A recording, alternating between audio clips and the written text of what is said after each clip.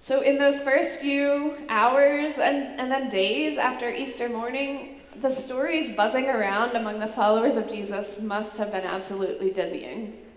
I love that the church calendar gives us this whole season of Easter to retell and untangle them, because they are the stories that get at the foundation of our hope as Christians. Our hope that there is new life even in confusing and sometimes dizzying world.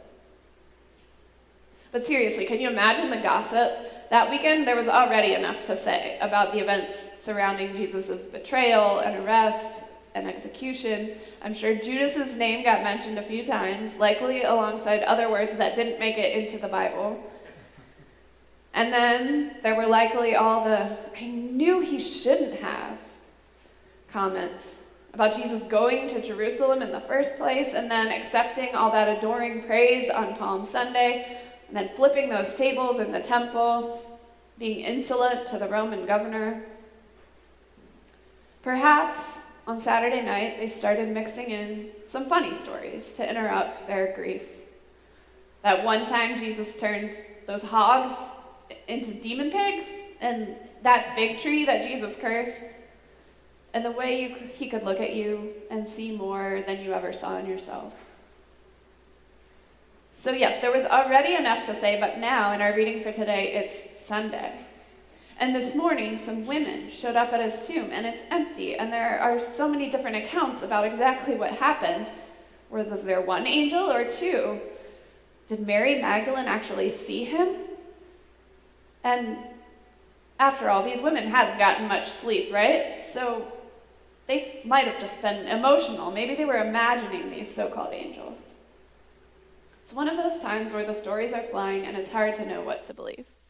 We might liken it to those unfolding first weeks of the COVID-19 pandemic 3 years ago now, where one article said this and another said that, and the news couldn't keep up with reality. Most of us were just trying to figure out if we really needed to have a mail jail for our letters, and if wiping down groceries was strictly necessary.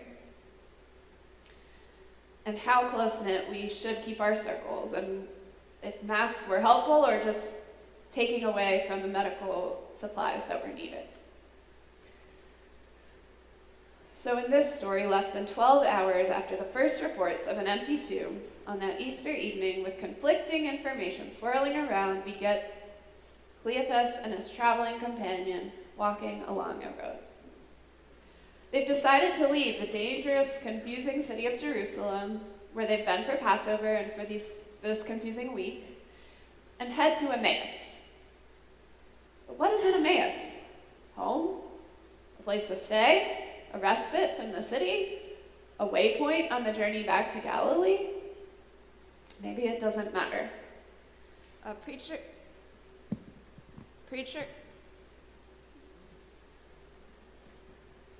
testing. Preacher and writer Frederick Buechner has suggested that Emmaus was no place in particular, but it was, and I'm quoting Buechner here, some 7 miles distant from a place that had become unbearable. Emmaus is whatever we do or wherever we go to make ourselves forget that the world holds nothing sacred, that even the wisest and bravest and loveliest decay and die, that even the noblest ideas that people have about love and freedom and justice have always been twisted out of shape by selfish people for selfish ends. Emmaus is where those two went to try and forget about Jesus and the great failure of his life. In this sense, Emmaus is a walk we've all been on in one way or another. Is the journey of every follower of Christ when hope seems thin to none, or when the things we've staked our lives on suddenly appear less stable than we thought. It is the internal place we go to protect ourselves from weeping about yet another mass shooting, yet another black man killed for leaving his home, yet another increasing entanglement in a war without a clear end. It is the place we go when we are grieving the personal things, the relationships we thought would last forever, the church community that let us down, the body that is failing us, the God we can no longer seem to find. We've all been on the road to Emmaus. Perhaps you've been on that road by yourself, or perhaps like Cleopas with a trusted friend. Perhaps some of us listen to heavy metal when we're on that road, or make sure to bring all the snacks. Perhaps some like to run those 7 miles in an hour, and some like to take all day, hoping that slow meandering will begin to untangle all the stories and voices. But however you find yourself on the road to Emmaus, what this story reminds us is that sometimes in the midst of that walk, there can be an unexpected turn. At some point in our flight from that place that is unthinkable and in our attempts to find somewhere safe, we may encounter a stranger. That in itself is not remarkable. There are always strangers around. But what's remarkable about the road to Emmaus is that the stranger may be Jesus. Maybe. And when we meet strangers on the road, we have to decide whether to trust them and eventually whether to invite them in. The story would have ended differently if they hadn't invited the stranger in. Now, sometimes I wonder, as an introvert and a little bit of a perfectionist who doesn't really want people to see what my house looks like on most days, and especially not on the days when I've been grieving and walking that weary road. Sometimes I wonder why so many Bible stories about God's presence seem to come back to hospitality, to inviting strangers in. It's a rather major theme throughout the Bible. And Father Abraham, long before this day, invited 3 strangers to stop in for a meal, and they brought news of an unexpected baby and a future of abundance and blessing. A close to starving widow in a town called Zarephath, who had close to nothing left to give, welcomed a stranger in and found him to be the prophet Elijah. And he would bring enough food and hope back to her life.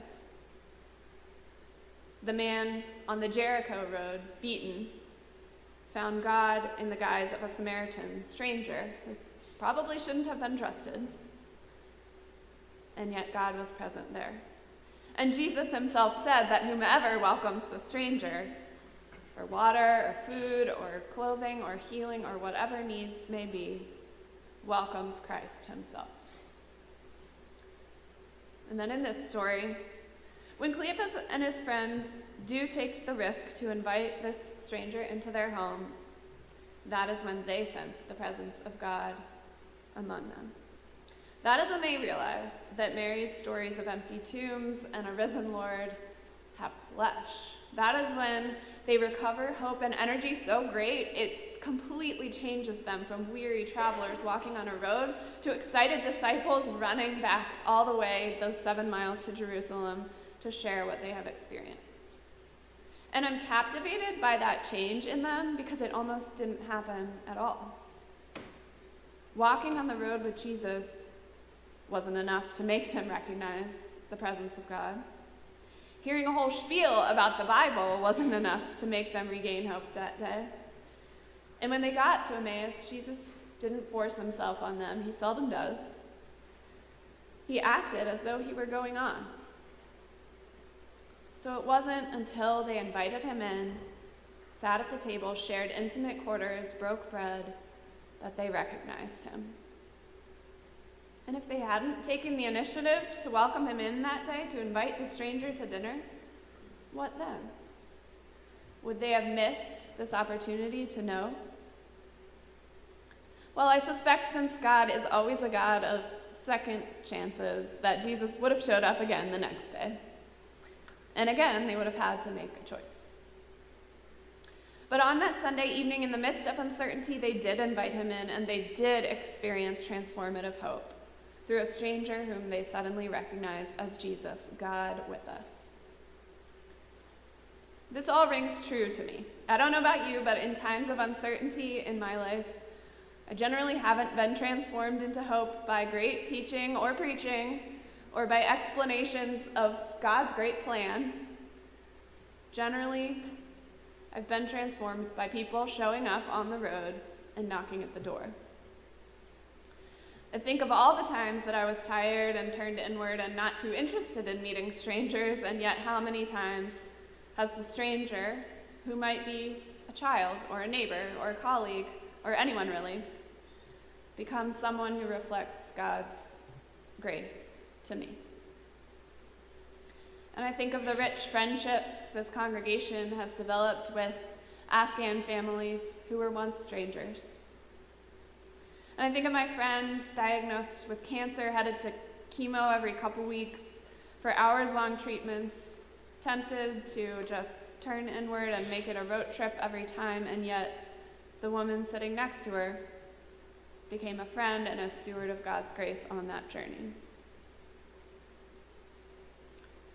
And in another way, I think of Jonathan and Leah Wilson Hartgrove, a couple who live in a hospitality house in North Carolina, who have opened their home to guests time and again, guests fleeing abuse, guests fleeing addiction, or coming home from prison, or just students in need of a night's rest.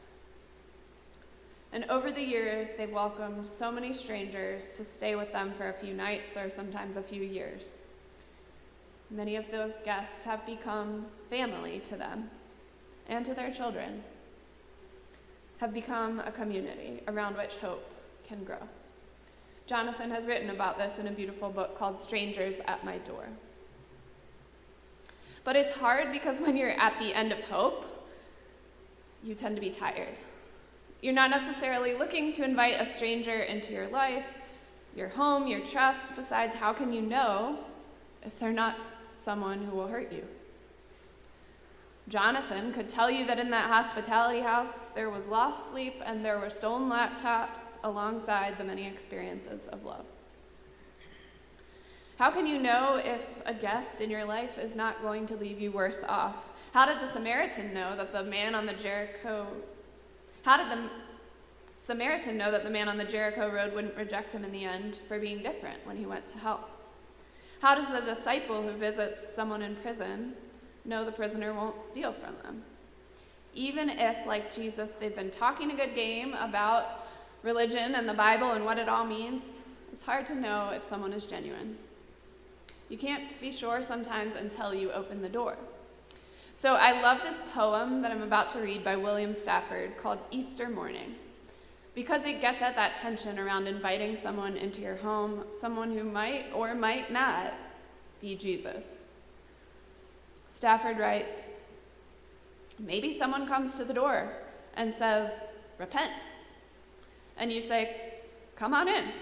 And it's Jesus. That's when all you ever did or said or even thought suddenly wakes up again and sings out, I'm still here. And you know it's true. You just shiver alive and are left standing there, suddenly brought to account, saved.